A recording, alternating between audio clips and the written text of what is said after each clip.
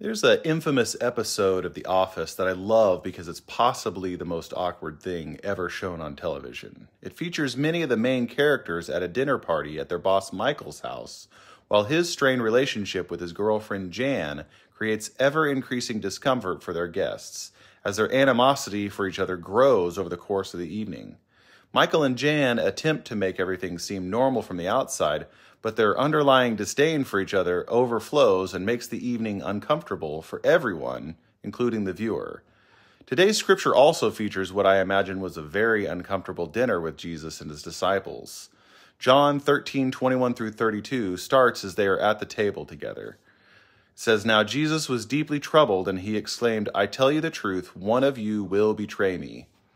The disciples looked at each other, wondering whom he could mean. The disciple Jesus loved was sitting next to Jesus at the table. Simon Peter motioned to him and asked, 'Who's he talking about?' So that disciple leaned over to Jesus and asked, 'Lord, who is it?' And Jesus responded, 'It is the one to whom I give the bread I dip in the bowl.' And when he had dipped it, he gave it to Judas, son of Simon Iscariot. When Judas had eaten the bread, Satan entered into him. Then Jesus told him, 'Hurry and do what you're going to do.' None of the others at the table knew what Jesus meant. Since Judas was their treasurer, some thought Jesus was telling him to go and pay for the food or to give some money to the poor. So Judas left at once, going out into the night." We tend to think of the Last Supper as a sacred moment between Jesus and his disciples, but it turns out it was quite the awkward dinner party. Jesus tells his disciples that one of them would betray him, and they're left wondering who it might be for who knows how long. Then Jesus identifies his betrayer, and he leaves to do who knows what. I just wonder what the discussion must have been like that evening.